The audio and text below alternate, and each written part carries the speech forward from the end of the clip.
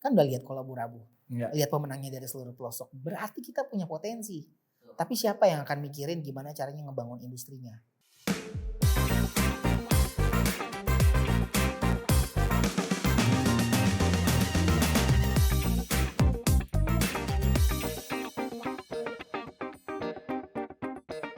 Oke, sekarang kalau kita udah lihat perjalanan hidup lu dan gua sangat lihat masa depan cerah seorang Sekoji ya. Kalau boleh balik lagi ke usia 20 atau 30-an ya. Apa yang lu mau lakukan? Wow. Apakah gue tahu semua informasi yang gue tahu sekarang atau enggak? Tahu dong. Lu ada dengan informasi yang lu pegang sekarang, kalau lu punya kesempatan untuk time travel ya. Lu kalau sering nonton sci-fi dan lu bicara Ini, soal gua suka nih. kalau lu bicara soal film time travel, Yeah. apa yang lu lakukan di belakang belum tentu akan mengubah hidup lu lebih baik di masa depan. Yes. Jadi menurut gue apa ya? Gue sih rasanya nggak pengen banyak yang diubah. Mungkin lebih kayak membangun kebiasaan hidup yang lebih sehat. Itu yang pengen gue tanamin ke diri gue. Jadi dibanding gue yang mengulang lagi, lebih baik gue selipin kayak gimana caranya gue bilang, weh lu dari sekarang rajin-rajin jalan olahraga biar gede lu lebih sehat. Tapi other than that, menurut gue yang berusia 20 tahun harus ngelewatin segala sesuatu yang gue lewatin supaya jadi gue sekarang. Kalau gue kasih heads up, there is nothing he's gonna learn. Jadi menurut gue gak ada yang ingin gue ubah mungkin selain menanamkan gaya hidup yang lebih sehat. Karena menurut gue lebih berguna untuk dia lewatin itu semua. Kalau dia tidak lewatin itu semua dan dapat heads up supaya dia bisa invest kripto, dia bisa kripto ya dia sekarang bisa, ya. Dia bisa bikin lagu kayak begini supaya lebih ngetop sebelum Eminem. I don't think hidupnya akan jadi sebermakna itu. Karena lewat jatuh bangun umur gue 20 tahun sampai sekarang mendekati 40, baru original message gue, baru makna hidup gue kerasa. Kalau gue itu kayak punya anak tapi lu kasih kunci jawaban ujian. Dia belajar apa? Jadi I wouldn't wanna change anything. Jadi lu bersyukur lah ya dengan apa yang lu udah lewati selama hampir lebih dari 2 dekade ini kan ya. Oke. Wow. Dalam. Oke, sekarang gue suka banget lihat di Instagram lu melakukan yang satu program yang namanya Kolaborabu. Instagram dan TikTok. Nah, Instagram dan TikTok. Sebenarnya apa yang lu mau bagikan sih lewat itu? Karena gue lihat lu berkolaborasi dengan rapper-rapper yang baru dan lain sebagainya. Sebenarnya apa message yang pengen lu tinggalkan buat teman-teman yang masih muda ini? Waktu gue mulai karir gue coba untuk nyemplung ke komunitas. Lebih banyak respons yang menurut gue kurang mendukung. Karena masing-masing ternyata mereka masih mencari jalannya masing-masing ya. Dan mereka tuh rata-rata udah punya perspektif, wah ini jelek, wah kurang keren. Alah lu tahu apa gitu. Jadi gue ngerasa waktu gue berusaha nyari tahu dulu di komunitas rap lokal, ada beberapa orang yang baik, mereka ngasih info. Tapi sebagian dari yang lain tuh lebih banyak kayak ngejatuhin semangat orang yang baru mulai. Nah gue berjanji sama diri gue kalau suatu saat gue bisa establish bangun sesuatu, gue tidak akan lakukan yang sama. Gue akan berusaha sebaik mungkin untuk ciptakan platform atau medium di mana talent-talent baru bisa belajar dari apa yang gue punya. Nah sepanjang tahun ini semuanya banyak yang udah gue bikin. Lo bisa search, gue gak tahu ini podcast ini apakah akan menampilkan gambar di video. Tapi lo bisa search di YouTube namanya Hip Hop Asongan. Itu adalah sebuah event di mana dulu nih gue sering bikin untuk rapper-rapper baru datang dan manggung. Jadi mereka punya kesempatan dilihat orang. Lalu gue juga di YouTube cari juga di YouTube gue Eduka Skill, di mana gue berbagi soal skill yang gue punya. Tapi gue tunjukin gue nulis lirik itu kayak begini. Gue ngubah tema jadi kata-kata tuh kayak begini. Itu juga ada di YouTube. Lalu Kolaborabu adalah begitu gue paham apa yang jadi strength-nya sosial media hari-hari ini. Instagram dan TikTok itu punya feature namanya Reels atau ya di TikTok ya TikTok gitu. Video singkat lah ya. Gue udah 2 tahun bikin TikTok. Sebagai orang yang udah mulai 40, make TikTok itu kayak masa gue mesti pargoy-pargoyan. Iya. Kan jangan gitu dong, gue ada pargoyan. Maaf. Maksudnya gue nya gak bisa kayak begitu. Akhirnya gue putar otak itu selama 2 tahun apa ya. Dan ternyata gue lihat format yang terbaik kalau mau bikin engagement. TikTok itu kalau lu memang udah punya audiens yang gede ya mungkin lu tulis apa aja, posting apa aja orang suka. Tapi buat gue yang baru mulai TikTok ternyata format terbaik adalah bukan cuma untuk mengedepankan diri sendiri, tapi membentuk konten yang bisa orang lain collaborate.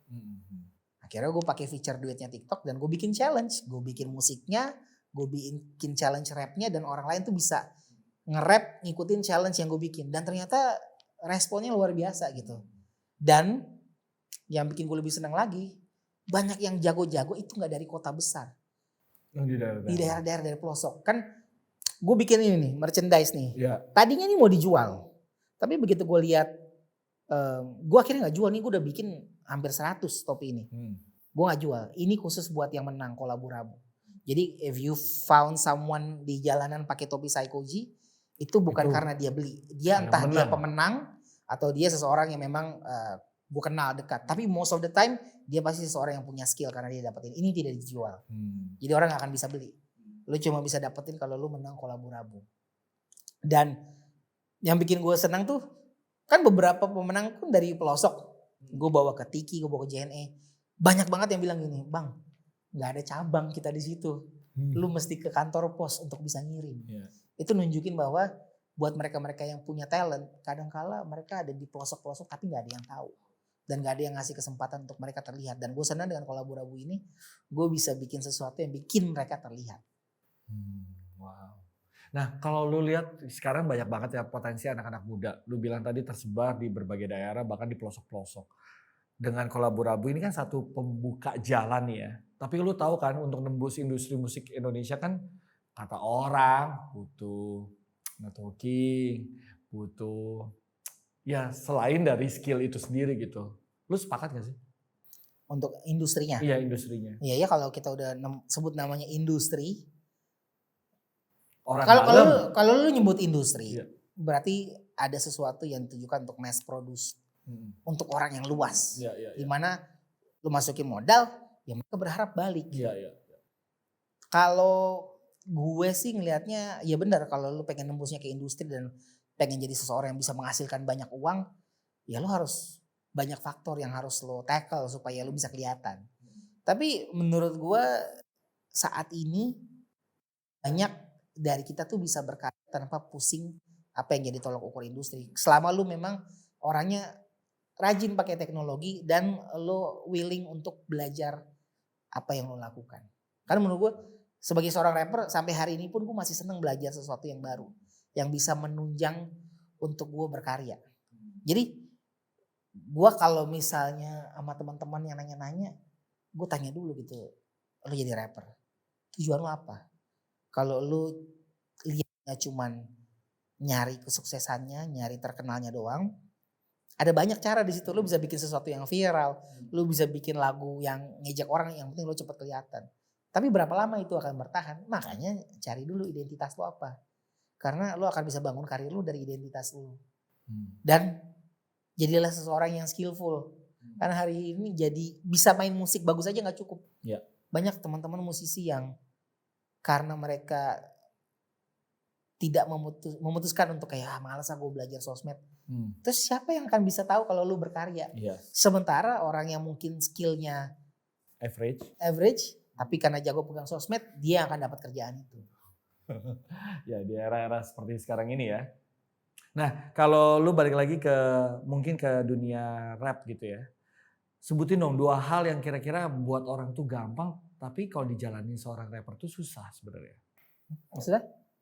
Ada hal-hal gak yang dianggap orang kayak oh itu kan gampang cuman mengkolaborasikan kata-kata dan lain sebagainya mungkin. Tapi yang buat seorang rapper tuh gila lu ada resume kerjaan gua gitu. Menurut gua adalah rapper itu kan lu bekerja dengan rhyme, dengan rima. Yang susah itu adalah menemukan rima yang tepat tapi di saat yang sama alur cerita yang lu sampaikan di lirik itu masih nyambung. Itu gak gampang. Gak cuman akhirannya sama. Apalagi kalau misalnya lo bisa bikin struktur lo nge-rap tuh ada namanya multi syllables. Multi suku kata. Jadi bukan cuman akhirannya yang sama. Tapi kalau bisa potongan suku katanya tuh dari satu kalimat tuh ke kalimat selanjutnya sama semua. Itu nggak gampang. Paham nggak apa yang gue bilang nih? Paham, cuman gue nggak ngerti juga gimana cara nyarinya gitu. Syllable itu kayak gimana tadi? Multisyllable. Syllable, ya. Itu gimana, seperti apa Kayak contohnya? misalnya ini gula pasir. Gula pasir, lihat strukturnya. Gula pasir. Kita buang semua konsonannya. Berarti air. Iya. Tapi yang terakhirnya karena terakhirnya dia konsonan, bukan vokal, R. Berarti akhirnya juga harus R. Iya. Ya udah, cari apa yang rhyme dengan gula pasir. OMG. Gue udah rekod begini. Gue yang speechless. Apa ya rhyme-nya? Kasir? Oke, tapi itu kan cuman 2 yang terakhir. Iya. Cuma pasir. Gulanya? Oh iya.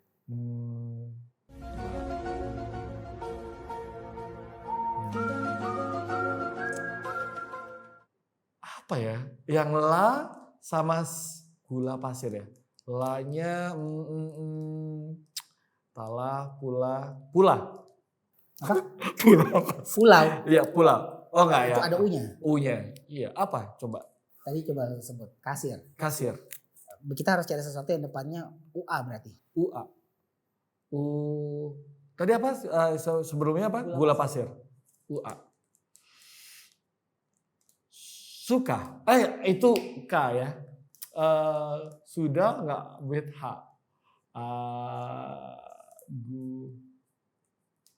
UA.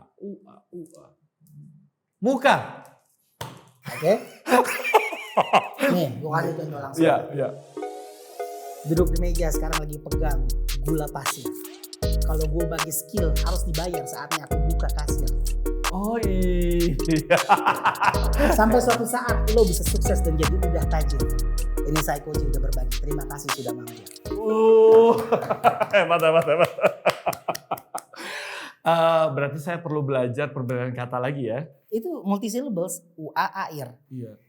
Nah itu teknik yang lu nggak akan bisa lakukan kalau dalam keseharian memang nggak terbiasa nulis lirik, nggak terbiasa mikirin dalam rhyme. Kan orang kalau misalnya bikin pantun kan biasanya belakangnya sama. Yeah. Kita punya 4 suku kata air. Yang paling suka nulis lirik dengan multisyllable seperti itu Eminem. Eminem tuh liriknya tuh kompleks. Jadi dia struktur liriknya tuh salah satu rapper favorit gue yang memang kalau nulis lirik tuh wah gila nih dia bisa nih nemuin padanan kata-kata tapi juga bercerita gitu. Dan nyambung kan semua yang gue bilang. Iya. Nggak ngasal cuma disebut. Ya sebut yang akhirnya sama aja gitu. Nah kalau emang ada artis-artis yang di luar negeri atau di Indonesia yang lu pengen kolaborasi siapa sih Psychoji? Kalau di Indonesia bisa artis lama, bisa artis baru. Gue suka banget sama Tulus sebetulnya. Cara dia memakai pilihan diksinya untuk menulis tuh bagus. Tapi again Tulus adalah Tulus dan gue adalah gue ya. Siapa tahu kalau ketemu dia sebagai penyanyi yang pop dia punya audience lebih banyak dibanding gue. Jadi untuk gue bisa nyampe ngobrol sama bro kita bikin lagu bareng syukur ketemu. Jadi gue I have no idea gitu. Nah kalau rapper luar negeri, rapper Amerika it's just a matter of do you have the money or not. Semua ada harganya di sana industri. Ya. Tapi kalau emang boleh, lu ada uangnya siapa? Oh bukan Eminem. Nanti kalau kadang-kadang kalau gue sebut, gue takut orang kayak itu siapa gitu. Lu pernah dengar dulu nggak tahun 2000-an awal ada lagu rap kayak gini? I know I can be what I wanna be. Dia musiknya tuh ini. Kayaknya gue agak pengetahuan musik gue agak. Gak apa-apa. Mohon maaf sebelumnya. Ini rapper dari Amerika, dari New York, Queens, namanya Nas. Itu bukan Lil Nas X ya buat yang tahu, beda. Oh beda ya? Beda. Lil Nas X itu yang kontroversial hari-hari ini. Ini rapper yang udah lama nge-rap namanya Nas. Kenapa gue suka banget sama dia? Karena dia seorang rapper yang memang menurut gue technical skillnya nggak bisa dibandingin si Yaya sama Eminem, beda. Tapi memang dia pokoknya rapper inspirasi gue lah. Gue mau jelasin panjang lebar nanti jadi kepanjangan. Ntar gue sebut hal-hal yang orang dia maksudnya apa gitu. Pokoknya Psychoji favoritnya Nas, udah gitu aja. N-A-S. Nah karena lu kan sangat menyukai tadi Eminem. Nah kalau lu emang punya kesempatan untuk kolaborasi berarti kan lu juga ngelihat rapper-rapper yang dulu gitu ya. Kalau sekarang anak-anak muda ini kan juga gue tadi ngulang lagi look up on you gitu ya, kayak ngelihat lu sebagai seorang rapper Indonesia yang sukses. Nah kira-kira kalau lu lihat ke depan, apalagi yang lu mau lakukan di dunia rap Indonesia? Gue harus bangun industrinya. Ada banyak orang yang berkarya jadi rapper di Indonesia, lalu mereka melihat, oh kalau jadi rapper, yaudah kita bikin bahasa Inggris supaya kita dikenal di luar. Nggak ada yang salah dengan itu. Dan gue bangga dengan orang-orang dari Indonesia yang bisa berkarya di luar. Ya. Karena menurut gue mereka menembus batas bahwa dari Indonesia, berarti harus di Indonesia aja gitu bermusiknya. Dan mereka bertemu dengan ekosistem yang tepat. Iya. Rich Brian menurut gue bertemu dengan ekosistem 88 Rising yang tepat, sehingga dengan cita-cita visi mereka memang mau menyerang Amerika. Iya. And gue seneng banget ngeliat mereka sukses. Tapi hati gue buat Indonesia. Gue udah ketuaan kalau gue mau tiba-tiba mengamerika. Yang gue mau lakukan adalah, kan udah lihat kolaborabu. Iya. Lihat pemenangnya dari seluruh pelosok. Berarti kita punya potensi. Tapi siapa yang akan mikirin gimana caranya ngebangun industrinya. Dan untuk jadi industri juga gak serta-merta kayak nge-sign artis. Kalau orang gak paham rap itu tentang apa, hip hop, yang semua yang tadi gue jelasin ke lo, gue lagi berusaha bangun medianya. Jadi cita-cita gue ke depannya selain gue tetap berkarya di Saikoji adalah menciptakan media konten tapi untuk hip hop Indonesia. Dimana gue nggak bisa kerja sendiri, gue harus kolaborasi dengan teman-teman yang menurut gue punya skill, supaya kita bisa memetakan industrinya dan rap di Indonesia ini makin berkembang. So ke depannya it's beyond me. Buat Indonesia, gue pengen bisa membangun industri hip hop di Indonesia. Terakhir buat anak-anak muda Indonesia yang mungkin belum tahu soal dunia rap dan lain sebagainya, tapi dia pengen gitu ya. Lu bisa kasih pesan gak buat teman-teman yang masih muda ini? Ya gen alpha lah ya. Gue ada sesuatu yang selalu gue share yang lebih berguna dibanding cuma buat teman-teman yang rap.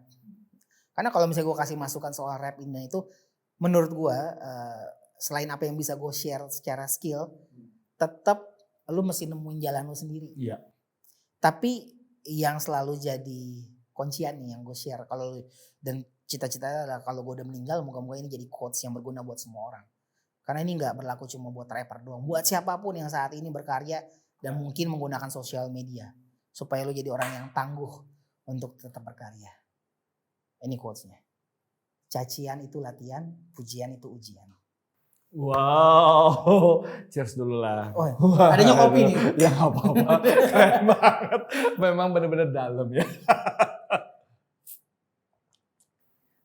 Apa tadi bilang cacian itu Latihan. ujian? Latihan. Cacian itu latihan, Ujian. pujian itu ujian. Karena waktu lo dicaci, mental lo dilatih. Segala sesuatu soal diri lo, soal ketahanan lo untuk ngadapin apa yang orang bilang soal lo tuh lagi dilatih. Tapi justru waktu lo dipuji, lo bisa termakan pujian, akhirnya lu jadi lengah dan lu memutuskan untuk nggak tetap mempertajam skill lu. Jadi cacian itu latihan, pujian itu ujian.